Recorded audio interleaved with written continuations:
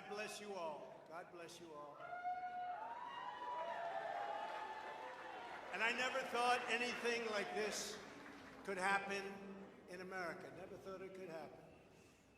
The only crime that I have committed is to fearlessly defend our nation from those who seek to destroy it.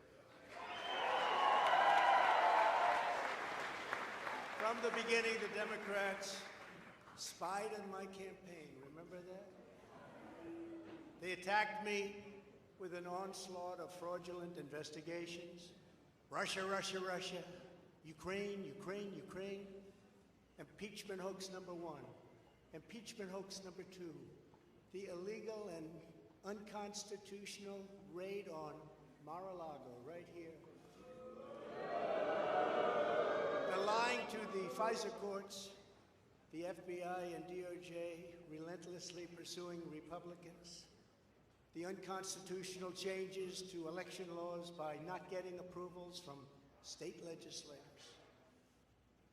the millions of votes illegally stuffed into ballot boxes and all caught on government cameras. And just recently, the FBI and DOJ in collusion with Twitter and Facebook in order not to say anything bad about the Hunter Biden laptop from hell, which exposes the Biden family as criminals and which, according to the pollsters, would have made a 17-point difference in the election result. And we needed a lot less than that, like about 16.9. It would have been in our favor, not my favor, our favor, because our country is going to hell. And we remember the 51 intelligence agents who said Hunter Biden's laptop was Russian disinformation. It didn't exist. It was Russian disinformation. Remember that? And that was all confirmed strongly by the FBI when they all knew that it wasn't Russian disinformation. And so much more. Our elections were like those of a third world country. And now this massive election interference at a scale never seen before in our country, beginning with the radical left, George Soros-backed prosecutor Alvin Bragg of New York, who campaigned on the fact that he would get President Trump. I'm going to get him. I'm going to get him. This is a guy campaigning. He wanted to get President Trump at any cost, and this before he knew anything about me, didn't know a thing about me. He was campaigning. As it turns out, virtually everybody that has looked at this case, including rhinos and even hardcore Democrats, say there is no crime and that it should never have been brought. Never have been brought. Everybody. Even people that aren't big fans have said it. They said this is not the right thing to do. It's an insult to our country, as the world is already laughing at us for so many other reasons, like our open borders, our incompetent withdrawal from Afghanistan, where we left behind American citizens, $85 billion worth of the best military equipment in the world, lost 13 magnificent young lives, and far too many to mention that are so badly hurt with the loss of arms and legs and facial obliteration. The most embarrassing time in our country's history, in my opinion. Then our give up on energy independence and even energy dominant. We're going to be dominant within 6 months, more than any other nation times 2. We had this all just 3 years ago. Our raging crime statistics, if you look in Democrat-run cities, numbers the likes of which we have never seen before. The open threats by various countries of the use of nuclear weapons, something never mentioned or discussed by outside nations during the Trump administration, and which could very well lead under the Biden administration's leadership to an all-out nuclear World War III. Can happen. We're not very far away from it, believe it or not.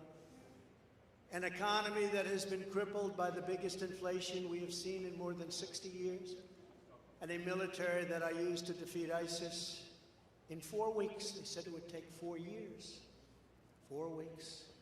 To kill al-Baghdadi and Soleimani, that has now gone woke at the top levels by trying to indoctrinate everyone down to the lowest ranking patriot. But now they have really stepped up their efforts by indicting the 45th President of the United States, who received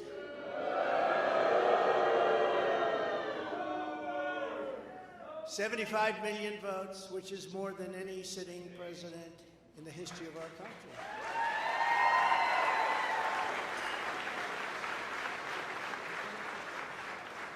And in the wings, they've got a local racist Democrat district attorney in Atlanta who is doing everything in her power to indict me over an absolutely perfect phone call, even more perfect than the one I made with the president of Ukraine. Remember, I kept saying that's a perfect call. This one was more perfect. Nobody said, sir, you shouldn't say that. Many people on the phone or hung up in disgust because of something I inappropriately said, because nothing was said wrong. In fact, at the end of the call, we agreed to continue our conversation about... All right, so I got myself another... and election fraud, specifically in Georgia, at a later time. Many people on the phone, including lots of lawyers, nobody found anything wrong with that perfect call until a book promotion tour many months later. All of a sudden they say, you know, I remember Trump making a call. Let's look at that. This fake case was brought only to interfere with the upcoming 2024 election, and it should be dropped immediately.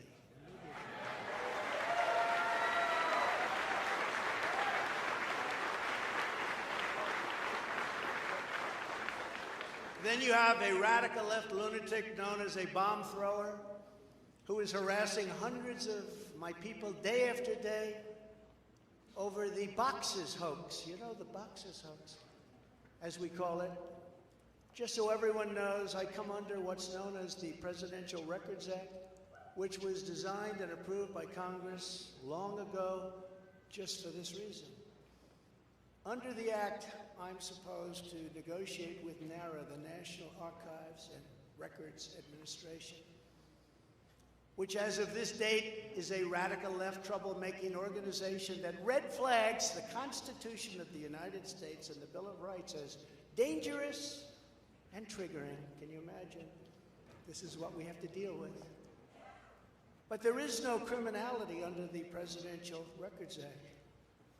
That is not what it's all about. We were negotiating in very good faith, proper way, in order to return some or all of the documents that I openly and in very plain sight brought with me to Mar-a-Lago from our beautiful White House, just as virtually every other president has done in the past. When FBI and DOJ officials with NARA were here, I told my lawyer to show them the very secure storage room in which they were locked. The FBI's sole request in writing was, could you please put another lock on the door? We immediately complied. It's a lot different than the Biden situation, isn't it? The next thing I know, we were raided by many gun-toting FBI agents who took whatever they wanted, including my passports and medical records. Everybody was in shock. Nobody had ever heard of such a raid before. Can't even believe it. Who would think that that could happen today? I immediately thought of the Fourth Amendment that protects against unreasonable search and seizure. But they did it anyway because our justice system has become lawless. They're using it now, in addition to everything else, to win elections. Apparently, they're not looking at me through the view of the Non-Criminal Presidential Records Act. They came up with a new one. This is a new one. And they're looking at me through the Espionage Act. Think of that. How does that sound? Of 1917, where the penalty is death. Even though that has absolutely nothing to do with openly taking boxes of documents and mostly clothing and other things to my home, which President Obama has done, the Bushes have done, Jimmy Carter's done, Ronald Reagan has done. Everybody's done. In fact, Hillary Clinton got rid of 33,000 emails, and that was okay. But nobody's done it like Joe Biden. This lunatic special prosecutor named Jack Smith, I wonder what it was prior to a change, who others of his ilk say he is even worse than they are, is only looking at Trump, yet Joe Biden took massive amounts more documents, even removed many boxes to Chinatown. You believe that? Just got $10 million from China. Where did that come from? I guess they were banking on Hunter's expertise, and had others stored in unsecured offices in Pennsylvania and strewn all over his garage floor, where his now very famous Corvette is also stored. All over the floor, including classified documents. But that's okay. Perhaps most importantly, he has 1,850 boxes in Delaware, which he is refusing to give up. But isn't that real obstruction? That's obstruction. As president, I have the right to declassify documents, and the process is automatic. If I take them with me, it's automatic, declassified. Biden was vice president. He had absolutely no right to declassify as vice president. He doesn't come under the non-criminal Presidential Records Act. He comes under the very criminal Federal Records Act, unfortunately for him, but it's not going to matter because they don't follow the law, which has very severe penalties. He had classified documents that he took while he was a senator, which is absolutely inexcusable. And other senators, including Democrats, are outraged. But he's not being harassed and hounded like the people who work for me are. In fact, they seem to have forgotten about his documents entirely. So many, thousands and thousands. It's okay with him. They like to say that I'm obstructing, which I'm not, because I was working with NARA very nicely until the raid on my home. But Biden is obstructing by making it impossible to get the 1,850 boxes or explain why many documents were located in Chinatown. Can't explain it. Why were they in Chinatown? I don't know. Lastly, I'm under investigation. This time a civil investigation by another racist in reverse, who also campaigned on, "I will get Trump. I will get him." This was her campaign. Never ran for office. I will get him. Her name is Letitia James. And she proclaimed while campaigning, quote, "I look forward to going into the office of the Attorney General every single day, suing him, and then going home." Before she knew me. She announced, "What is fueling my soul right now is Trump," and that she had her eyes on Trump Tower. Those eyes are focused on Trump Tower. Didn't know the young lady. She even assured her supporters in an election promise that we're going to definitely sue him. We're going to be a real pain in the ass. He's going to know my name personally.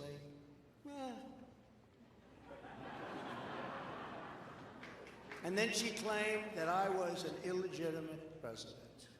Think of it. With all we did on energy, with all we did on the military, on taxes, biggest tax cuts in history, biggest regulation cuts in history, right to try, people able to get drugs now that aren't approved. Hopefully you don't have that problem. Letitia James vowed to use every area of the law to, quote, investigate President Trump and his business transactions. Those transactions are going to be investigated, she said. And that of her family and his family, because we're going after his family, and we're going after them hard. This is all before entering office and all before knowing anything at all about me, but she's going to get me. This is why, along with unrelenting crime, so many people and companies are leaving New York. She said that I falsified my financial statements, but in fact we're proving and will prove that my financial statements were substantially more than we submitted, not less. And in all cases have a strong disclaimer clause in them which tells the institutions that may look at that if they want to, not to rely on the statement. But they've got a problem with their case because, number one, I'm very underleveraged. They can't believe it. All the stuff they read and gave. And have very little debt relative to the value of assets. And importantly, not one bank has lost even $1. She was investigating me to save banks. They have very good lawyers. But they didn't lose $1 with us during this period of time. In fact, the banks we're talking about made almost $200 million off Donald Trump, and they liked me very much. We never missed a payment, never got a default notice, had a great relationship with all of them. I don't need banks. They have a lot of cash. I built a great business with my family, built a fantastic business.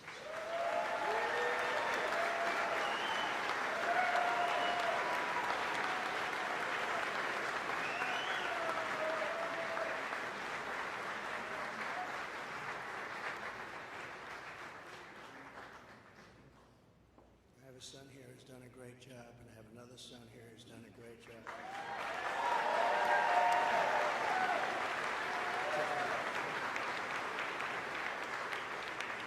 And Ivanka, and Barron will be great someday. He's tall, and he's smart.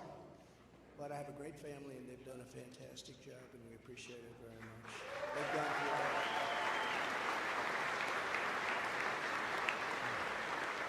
So she's suing me over banks that weren't defrauded, when she should be focused on violent crime that's driving people out of the state. This is a persecution, not an investigation. She's put our family through hell. It's cost hundreds of millions of dollars to defend, but our heads are held very, very high. They want to settle the case, but I want no part of that. So here we are now. It's where we were today, in a city that was so great just 4 or 5 years ago.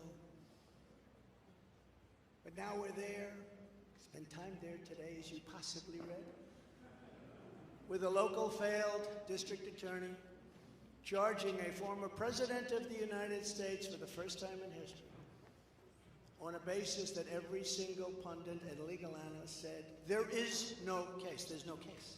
They kept saying, there's no case.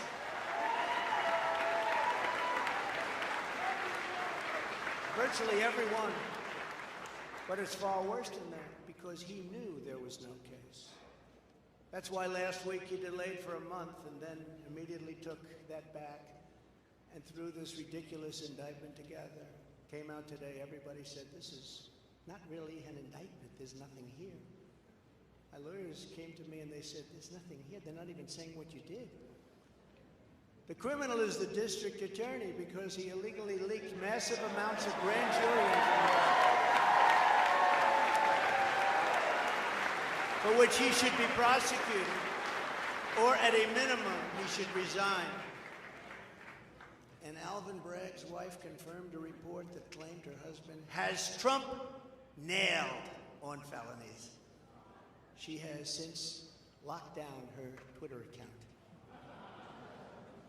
His chief prosecutor, who represented the Democrats and crooked Hillary Clinton in a firm run by Chuck Schumer's brother, Robert, he quit the firm in order to go to work in the DA office in order to get Trump. Can you imagine that? Hillary Clinton's lawyer, Democrat firm. Ultimately, he quit as chief prosecutor because Bragg didn't think he had a case. Think of that same guy that brought this ridiculous thing today.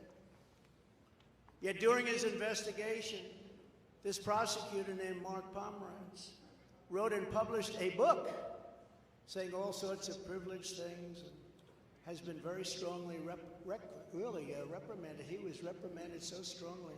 I've never seen anything like it. That's probably the end of it. But what he did was probably very illegal. But he was very, very strongly reprimanded.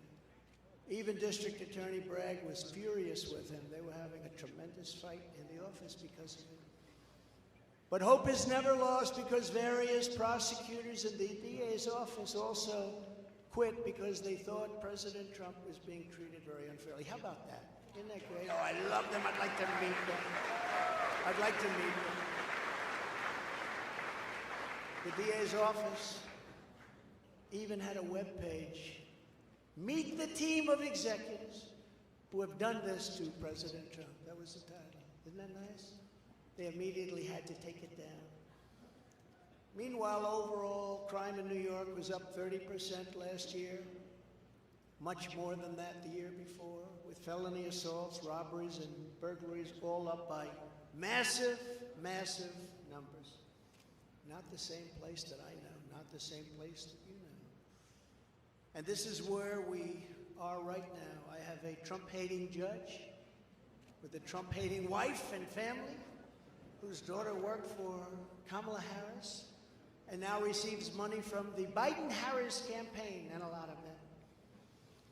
We recently had another trial, and the same judge told the fine man who worked for me for many, many years that if you admit your guilt, you will be in jail for 90 days.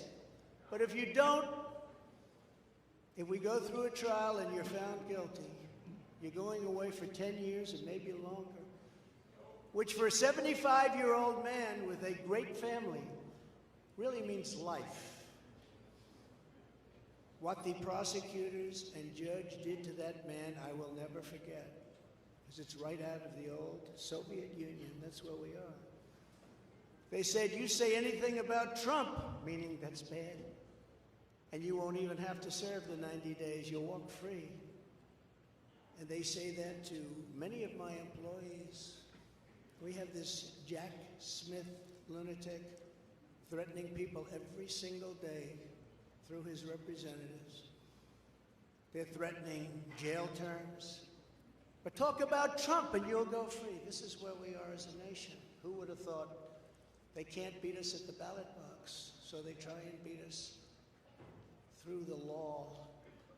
That's the country in which we live, however, right now. The USA is a mess.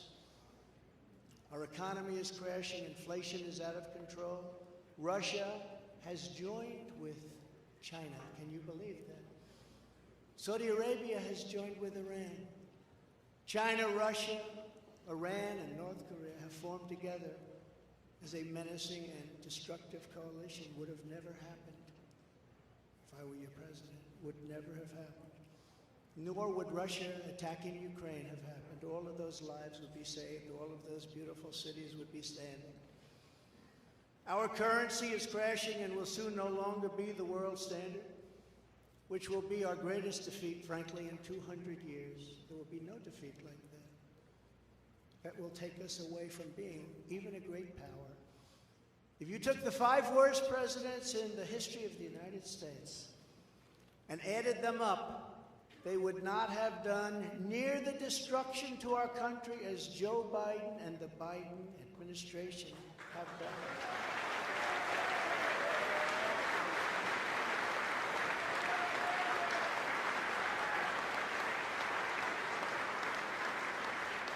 Incredibly, we are now a failing nation. We are a nation in decline. And now these radical left lunatics want to interfere with our elections by using law enforcement. We can't let that happen.